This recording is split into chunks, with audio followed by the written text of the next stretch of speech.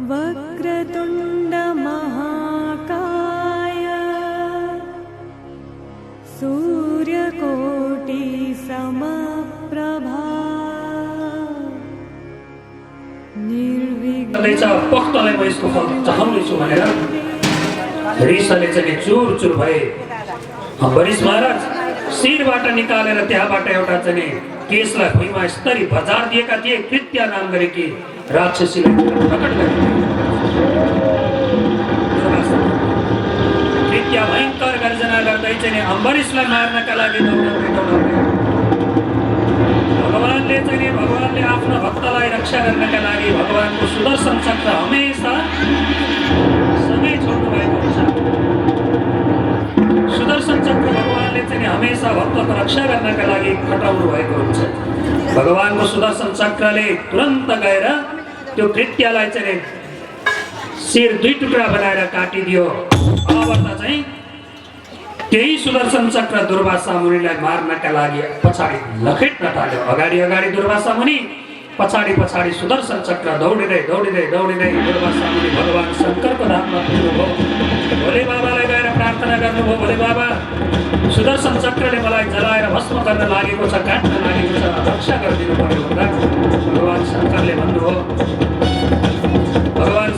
भन्नुभयो यो भगवान विष्णुको सुदर्शन चक्र हो, म यो चक्रदेखि बचाउन सक्दिनँ, जानुहोस् उहाँकै शरणमा। ब्रह्माजीले पनि त्यसै भन्नुभयो। भगवानका शरणमा, नारायणका शरणमा चाहिँ जब दुर्वासा मुनि पुग्नुभयो, भगवानले के भन्नुभयो? भगवानले भन्नुभयो अहम भक्त पराधीनो यशोतन्त्र विद्विज साधुवीर ग्रस्त हृदयो भक्तैर्भक्त जन प्रिय।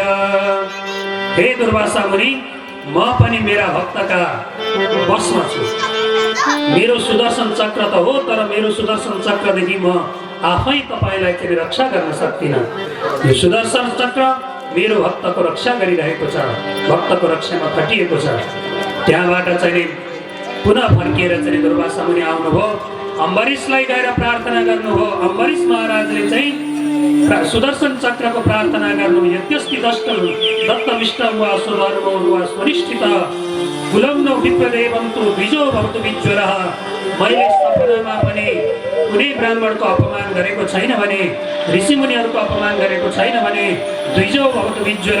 हे सुदर्शन महाराज, हजुर शान्त भइदिनुहोस् भनेर प्रार्थना गर्नु। सुदर्शन चक्र तुरन्त शान्त हुनुभयो। दुर्वासा मुनि छक्क परे। अहो अनन्तदासानां महत्त्वं दृष्टमध्यमे कृतागसुभियद्राजन मङ्गलानि समीयस। अहो भगवानका भक्तहरूमा यति शक्ति हुँदो रहेछ भन्ने कुरो चाहिँ आज मैले थाहा पाएँ भनेर दुर्वासा मुनि अम्बरीशलाई आशीर्वाद दिएर त्यहाँबाट जानु। यस्ता यस्ता प्रतापी राजाहरू सूर्यवंशमा भए भन्ने अर्थमा यहाँ अम्बरीशको चरित्रलाई वर्णन गरिएको छ। भक्तवत्सल भगवानको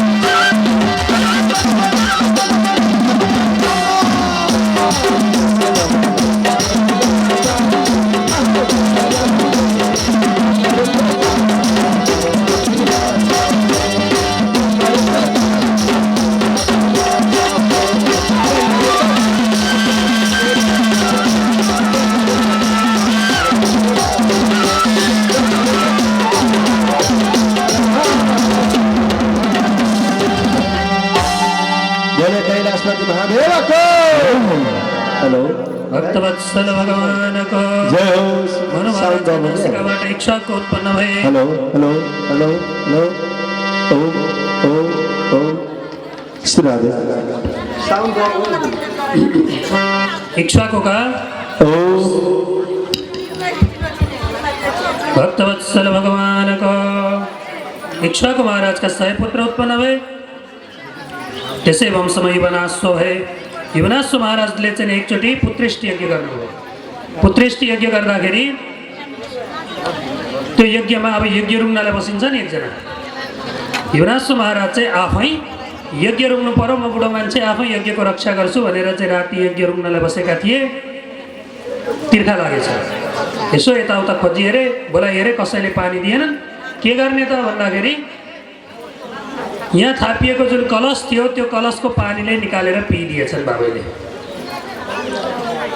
भोलिपल्ट हेर्दा कलशमा पानी छैन यज्ञाचार्यहरूले सोध्नुभयो खै यो कलशको पानी भन्दा यजमानले भने महाराज मलाई चाहिँ राति तिर्खा लाग्यो मैले पिइदिएँ लु बिताइहाल्यो त्यही पानी तिम्रो श्रीमतीलाई चाहिँ पिलाएर भोलि पर्सि गर्भवती हुन्थिन् ती अब तिमी आफैले पियौ नि ल गर्भवती भन्यो गर्भवान बन्यो अब तिमी भन्यो नभन्दै युवनाश्व महाराज चाहिँ गर्भवान बने गर्भधारण गरे 16 मान्छेले गर्भधारण गरेको अनि शल्यक्रियाहरू इत्यादि गरेर चाहिँ बालकलाई त समय आइसके पछाडि बाहिर त निकाल्यो अब चाहिँ स्तनपान कसरी गराउने बालक रुन थाल्यो कसरी चाहिँ अब यसलाई चाहिँ के स्तनपान गराउनु भन्दा केही पनि छैन स्वर्गबाट इन्द्र आउनुभयो कम दास्यति कुमारोयम स्तनं रोरुयते वृषम यो बालक किन रुँदैछ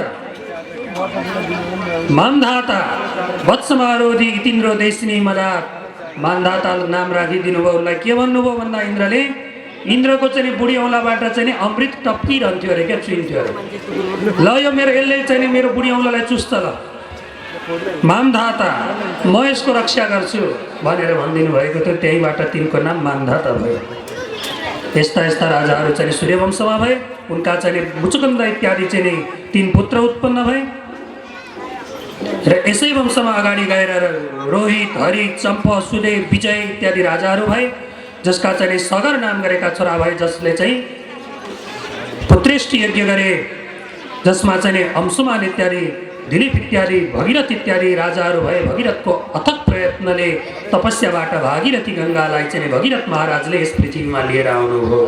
जुन भागीरथी गङ्गाले सबै पृथ्वीलाई चाहिँ पावन गर्दै पवित्र गर्दै गएर चाहिँ गङ्गा सागरमा गएर चाहिँ गङ्गाजी मिल्नुहुन्छ गङ्गा मैयाको भनेर यसरी चाहिँ गङ्गा उत्पत्तिको कथाहरूलाई यो संक्षेप रूपमा वर्णन गरेर यसै वंशमा अगाडि गएर खट्वाङ्ग नाम गरेका राजा भए। खट्वाङ्गका पुत्र दीर्घबाहु भए, दीर्घबाहुका पुत्र रघु भए, रघुस तस्मात् पृथुस्रवः, उतिबाट चाहिँ अज भए, अजका पुत्र दशरथ भए, दशरथका घरमा चाहिँ राम लक्ष्मण भरत र शत्रुघ्न 4 भाइ छोराहरूले जन्म लिएर आउनुभयो। अनि दशरथ महाराजजीको वंश यहाँहरू सबैलाई थाहै छ। 2 अध्यायमा संक्षेप रूपमा चाहिँ रामचरित्रलाई यहाँ वर्णन गरिएको छ। गुरुवर्थे त्यक्त राज्यो विचरधनुवनम परम परभ्याम प्रियाय पाणिस्पर्शा क्षमाभ्याम मृजित पतरुजो यो हरीन्द्र अनुजाभ्याम वैरोप्यात् स्वरूपणख्या प्रियविरहरुषारोपितो भ्रो विजृम्भ त्रस्ताब्धिर्बद्ध सेतु खलदवदहन कौसलेन्द्रोऽवतान्नः विश्वामित्राध्वरे येन मारीचाद्या निशाचर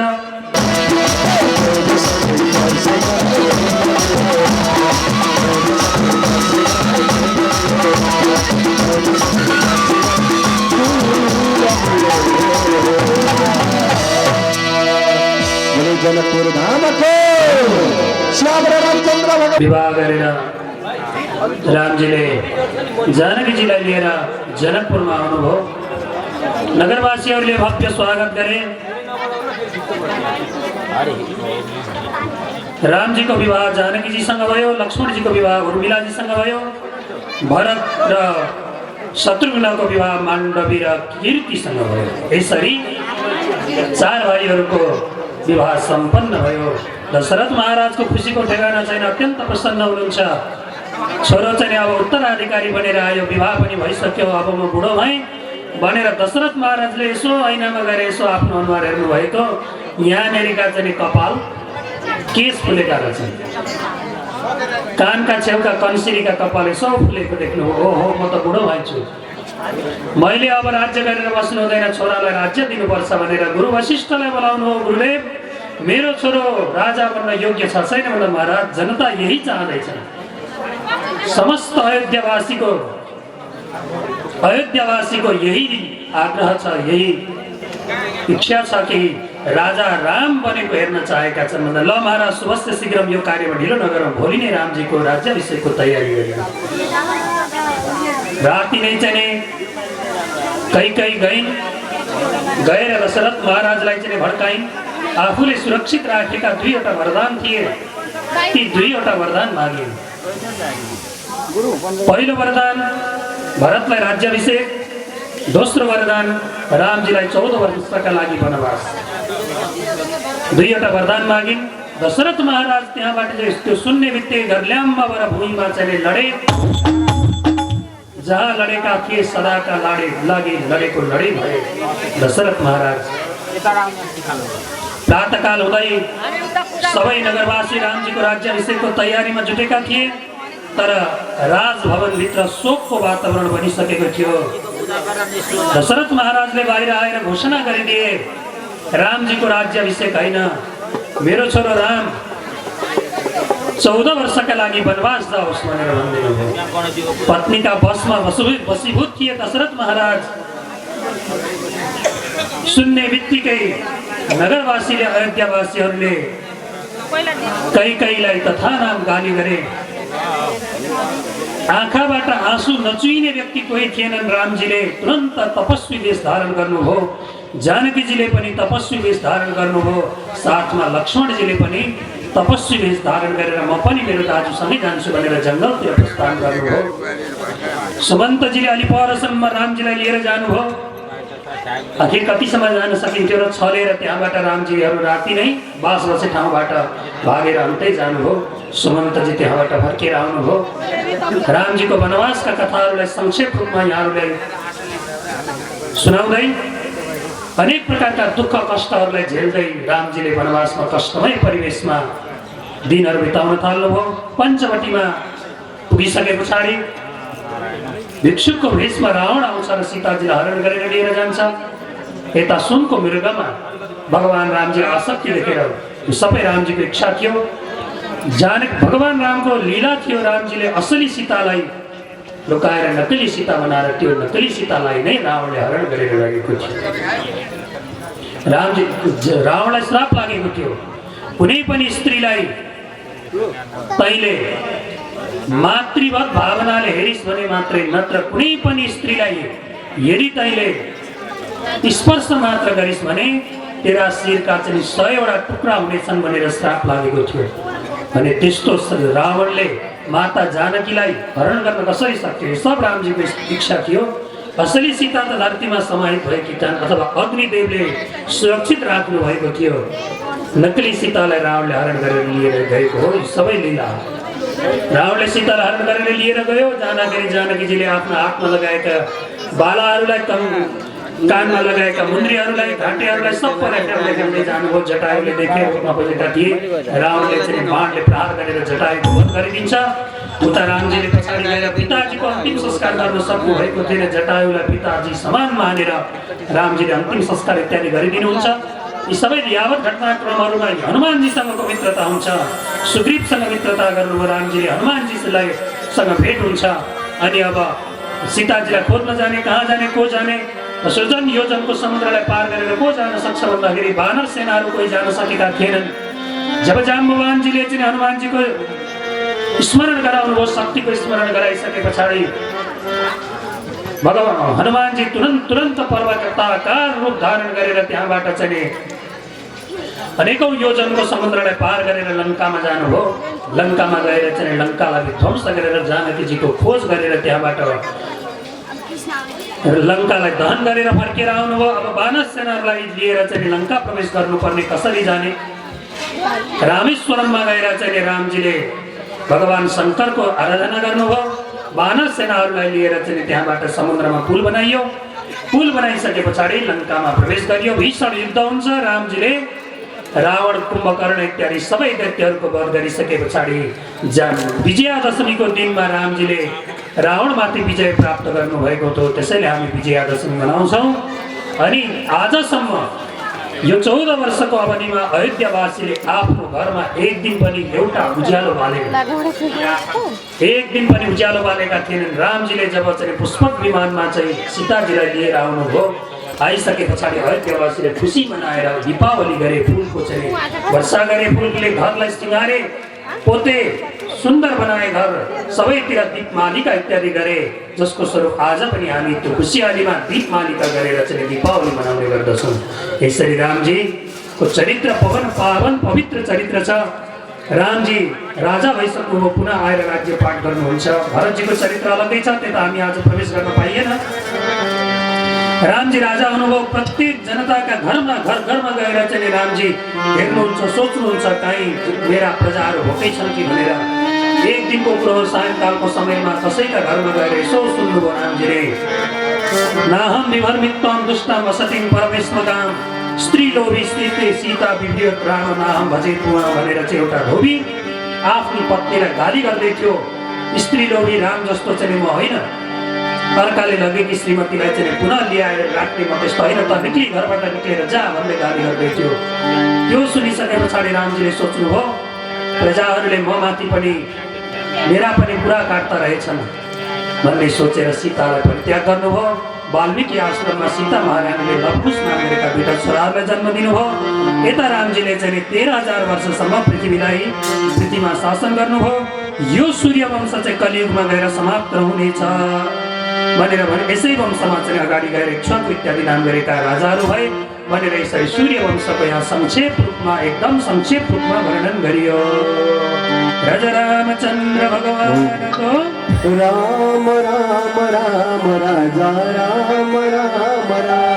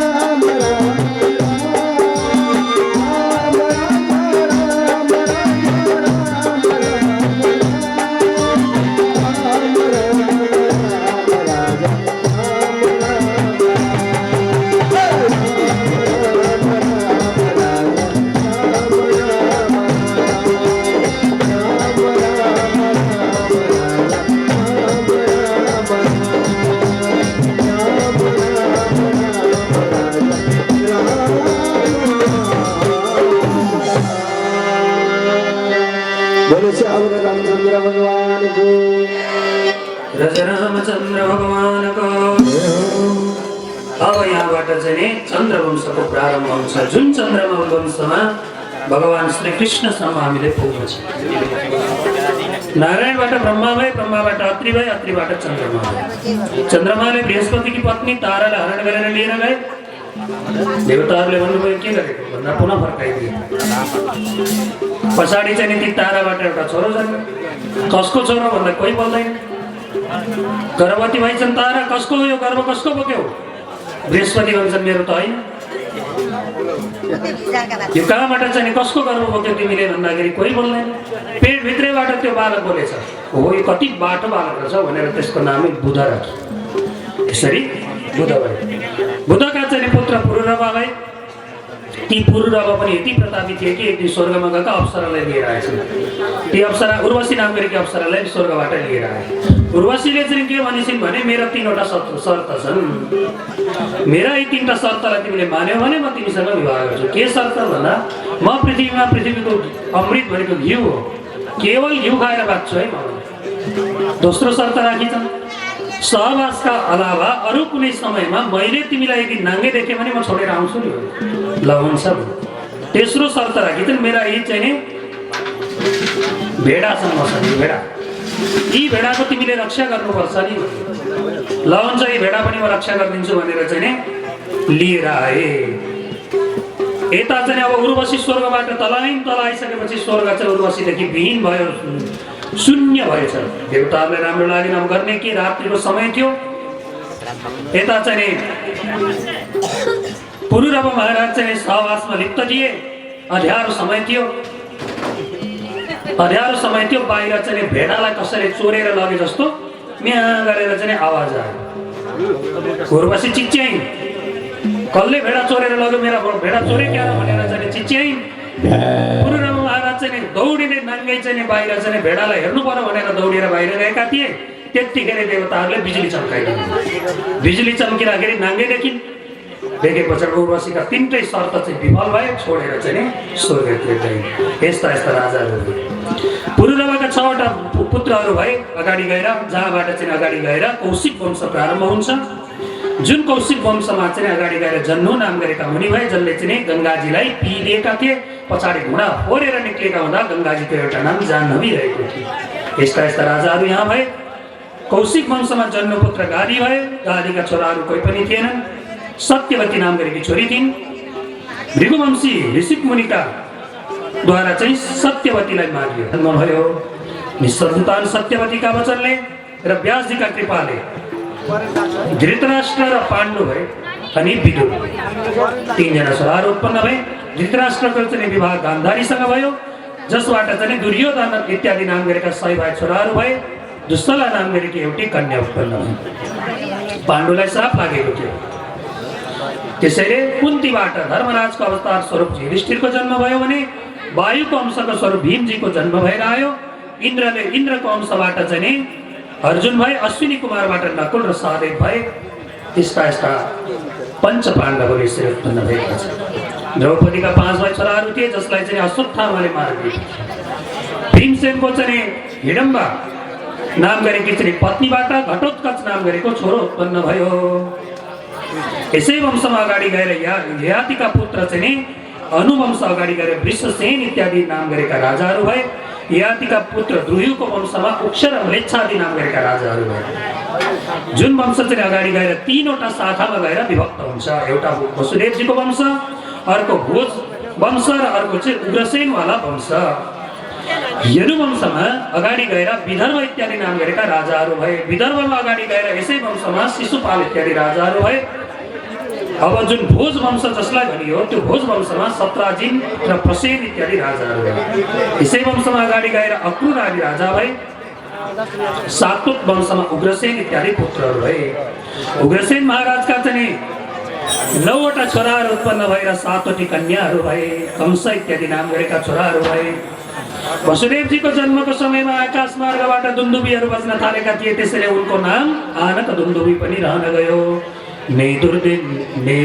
देवदुन्दुभैर्नेदुर आनका यस्य जन्मदिनी वसुदेवारे स्थानं वदत्यानक दुन्दुबे। वसुदेवजीको जन्म हुँदा आकाशबाट दुन्दुबीहरू बाजा गाजाहरू बजेका थिए, त्यसैले उनको नाम आनन्द दुन्दुबी रहन गयो। वसुदेवजीको विवाह देवकी इत्यादि रोहिणी इत्यादि नाम गरेका 7 रानीहरूसँग भए। यसै वंशमा अगाडि गएर भगवान श्रीकृष्णको जन्म भएर आउँछ भनेर भन्नुभयो। भक्तवत्सल भगवानको राजा परीक्षितले प्रश्न गर्नुभयो, महाराज कथितो वंश विस्तारो भवता सोम सूर्यय राज्ञं शोभय वंशानां चरितं परमाद्भुतं। महाराज यहाँले सूर्य वंश र चन्द्र वंशको वर्णन गर्नुभयो। अब भगवान श्रीकृष्णको जन्मतिर हामी जाँदैछौँ। धैर्य धारण गरेर केही क्षण कथाको आनन्द लिनुहोला। हामीसँग झाँकीहरू पनि छन्, उत्सवहरू पनि हामी गर्नेछौँ। संक्षेप रूपमा कृष्ण जन्मलीला यहाँहरू सबैलाई थाहै छ। भगवान श्रीकृष्ण जन्मको कथा सबै हामी विज्ञ नै छौँ। त्यसो हुँदा संक्षेप रूपमा भगवान श्रीकृष्णको जन्म कथालाई हामी श्रवण गर्नेछौँ। राजा परीक्षितले भन्नुभयो, महाराज सूर्य वंशका राजाहरूको बारेमा यहाँले वर्णन गर्नुभयो, चन्द्र वंशका राजाहरूको वर्णन गर्नुभयो, तर जुन परमात्माको कथा सुन्नका लागि म लालायित भएर 4 दिनदेखि बसेको थिएँ, त्यो कृष्णको चरित्रलाई म विस्तारपूर्वक सुन्न चाहन्छु भन्दा रोहिण्यस्तनया प्रोक्त राम संकर्षणच त्वया।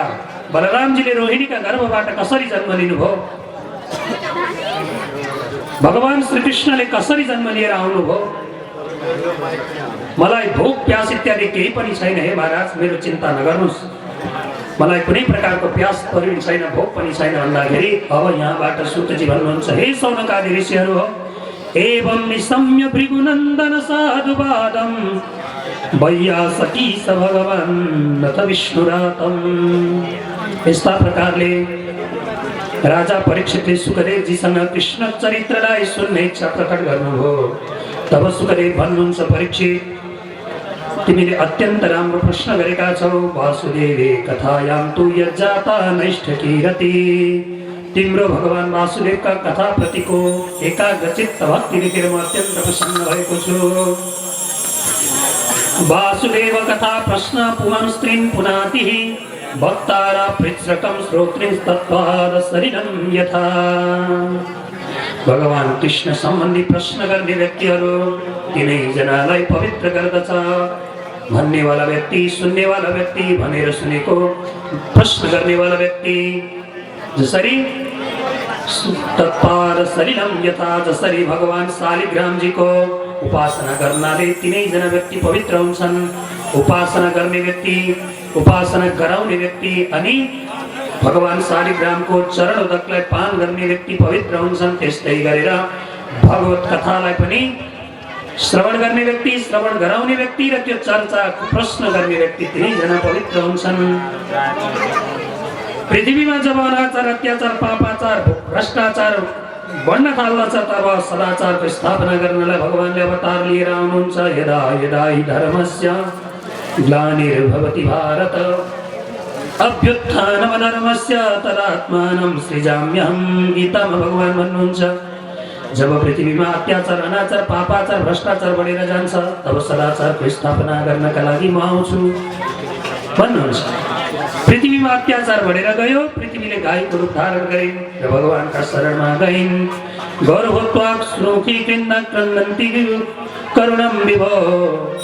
हात जोडेर भगवानसँग प्रार्थना गरिन्, हे प्रभु म माथि अत्याचार, अनाचार, पापाचार, भ्रष्टाचार गर्यो, मैले गाईको रूप धारण गरेकी छु। भगवानले आश्वासन दिनुभयो, हे धरती माता, पृथ्वीमा जब पाप रूपी कंस रूपी पापको घडो जब घडा जब भरिन्छ तब म वसुदेव देवकीका गर्भबाट जन्म लिएर आउनेछु भन्दिनु।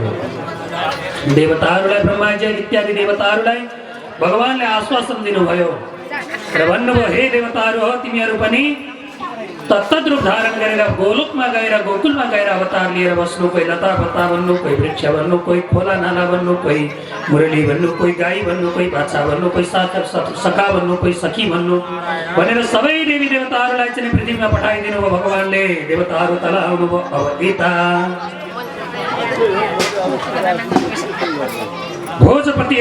भोजपति उग्रसेन मथुरामा चाहिँ पुत्र भएका थिएनन्। पत्नी गर्भवती भइन्। एक दिन चाहिँ उनकी पत्नी वनमा गएकी थिइन्। ध्रुविल नाम गरेको राक्षसको छाया तिनीमाथि पर्यो अनि गर्भ खस्यो। गर्भलाई फ्यालिदिए, त्यो गर्भलाई चाहिँ उतै फ्यालिदिए। त्यो फ्यालिएको बच्चालाई चाहिँ यमुनाजीमा तैरिँदै तैरिँदै तैरिँदै तल गएछ। वसुदेवले देखे अनि सुरसेन नाम गरेका राजाले त्यो बच्चालाई त्यहाँबाट लिएर गए घरमा लगेर पाले। अब त्यही बालक कंस हो। कंस अब पिताका घरमा बढ्न लाग्यो। नारदजी आउनुभयो। यो कंस यसै गरी सुरसेनका घरमा बढिराख्यो भने कंसको पापको घडा भरिँदैन। जबसम्म कंसको पापको घडा भरिँदैन तबसम्म परमात्माको अवतार हुनेवाला छैन। त्यसो हुँदाखेरि जानु पर्यो भनेर चाहिँ आउनुभयो नारदजी। आएर त्यो बालकलाई बोलाएर भन्नुभयो, ए बाबु यता आऊ, कसको छोरो? बच्चाले सुरसेनको छोरो। हुन्छ सुरसेनको छोरो, तिमी त उग्रसेनका छोरा हो। अनि म कसरी आएँ त यहाँ भन्दा ती ब्राह्मणहरूले चाहिँ तिम्रा बाबुलाई भड्काए अनि लगेर यमुनाजीमा फ्याँकिदिए। तिमी यहाँ आएका भने ए यी ब्राह्मणहरूको यत्रो हिम्मत, मेरा बाबुलाई भड्काएर चाहिँ मलाई लगेर यमुनाजीमा फ्याँक्न लाउने।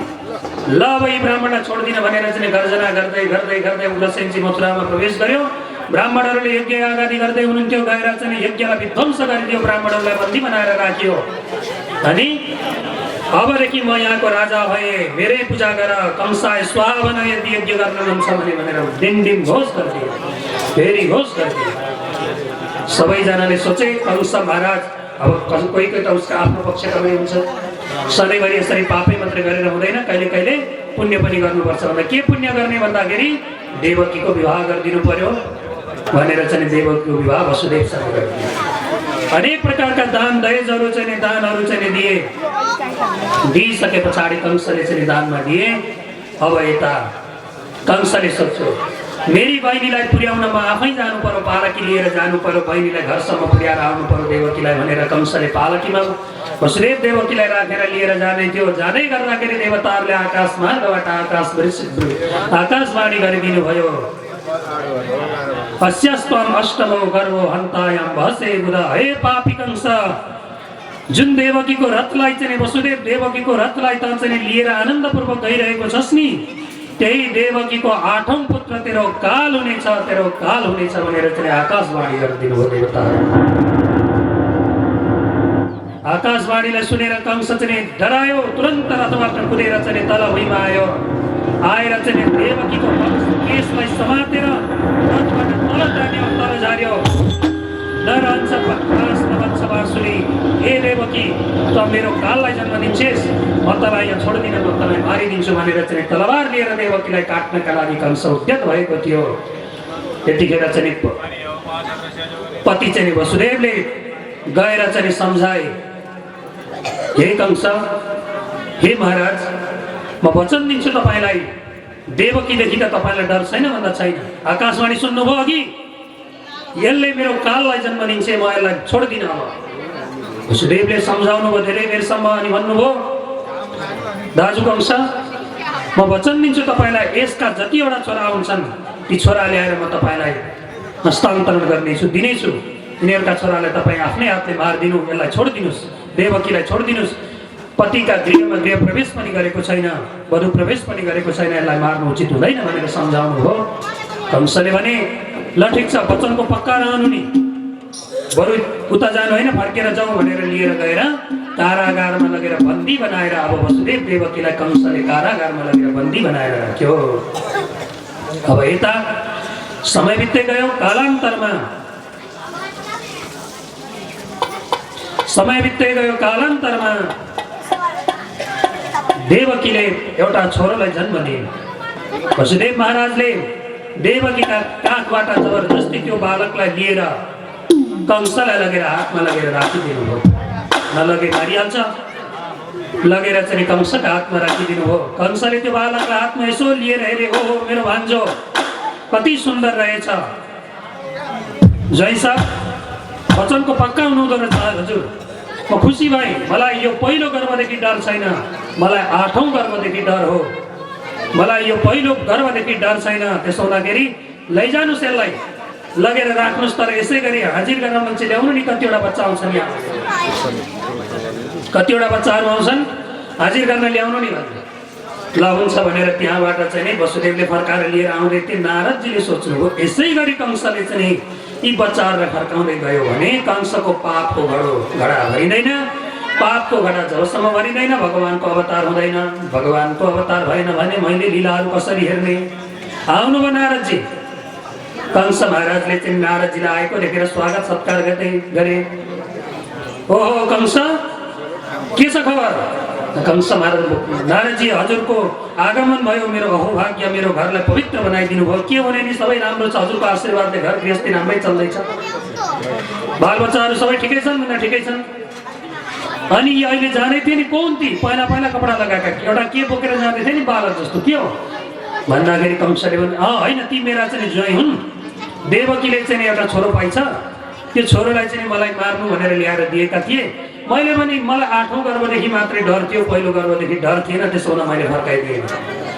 ओहो कंस, मलाई बडा भोक लागेको छ, जाऊ जाऊ भित्रबाट चाहिँ बोलाऊ बोलाऊ अस्थि प्राप्ति।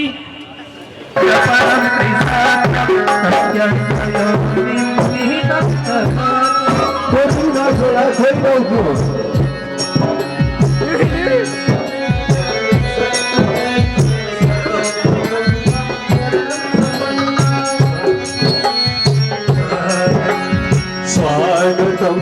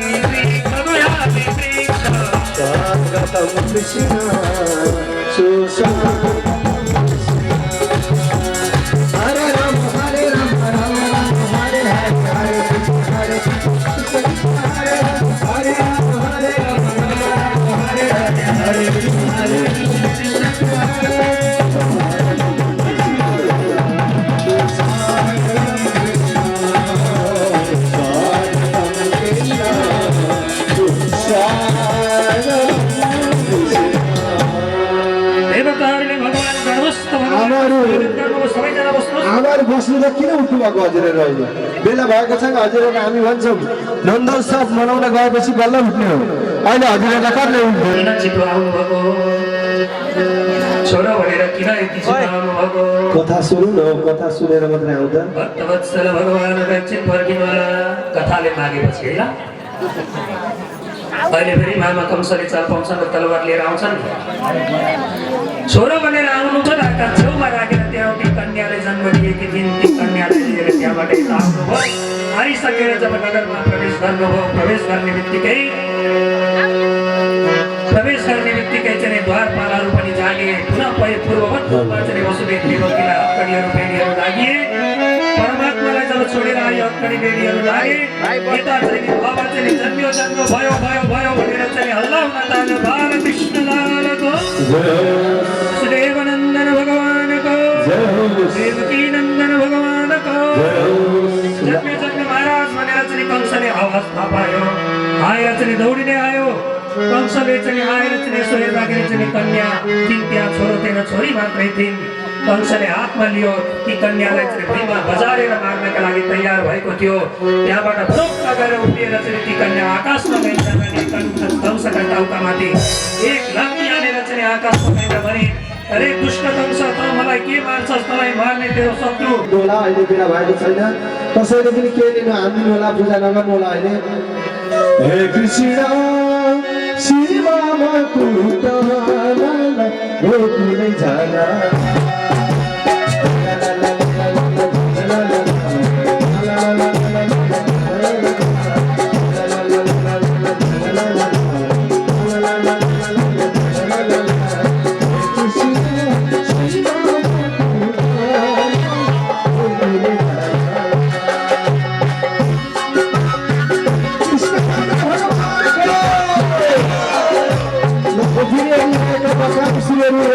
पनि हाम्रो बासुगुरु आउनुहुन्छ गोपिनीहरूले आएको माखन त्यहाँ राम्रो लाग्ने आउनुपर्छ गोपिनीहरू आउनुहुन्छ त्यो न्यायको सामान्य राख्नु होला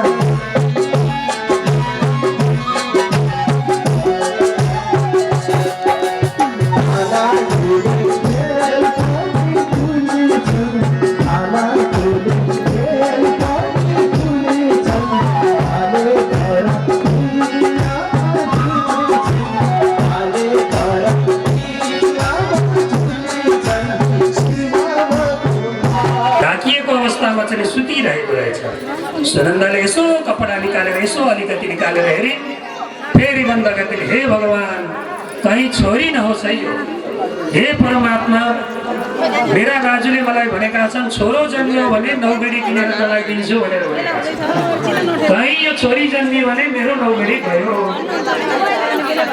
तोलाको लाखभन्दा माथि जान्छ नौगेडीमा त अब त्यहाँ निकै चाहिन्थ्यो होला त्यसो हुँदाखेरि मेरो त ठुलो हात्ती गयो भनेर चाहिँ यस सुनन्दा मैया बसेकी थिए आज प्रातःकालमा गएर जब यसो उठाएर हेरिन् नील कमल जस्तो चाहिँ भगवान श्रीकृष्णको सुनन्दाले दर्शन गरिन् दौडिँदै दौडिँदै गइन् बाबा छोरो जन्मियो भनेर बाबालाई सुनाइदिन् नन्द बाबा अत्यन्त प्रसन्न हुनुभयो दौडिँदै दौडिँदै यमुनाजीमा जानुभयो गएर चाहिँ 108 डुब्की चाहिँ यमुनाजीमा लगाउनु भयो अनि निधारमा चन्दन लगाउनु भयो दाढी जुङ्गाउँदै गित्र लगाउनु भयो आँखामा गाजल लगाउनु भयो गलामा माला लगाउनु भयो ब्रजवासीहरूको यो चिन्ता हुन् अनि चाहिँ चन्दन लगाएर चाहिँ प्रसन्न भएर खुसी भएर चाहिँ नन्दमहलमा आउनुभयो सबै त्यहाँ आएका थिए अब त नन्द बाबालाई सबैले बधाई दिन थाले बधाईका गीतहरू गाउन थाले अत्यन्त सुरम्य वातावरण त्यहाँ बन्यो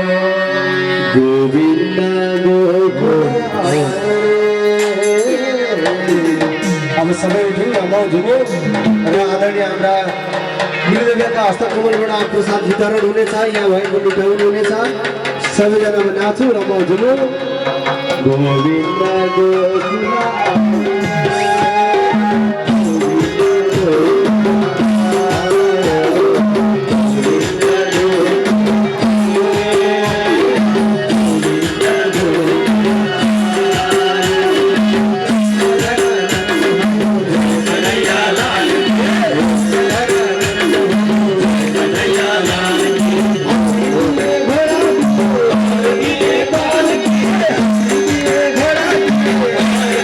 Bye.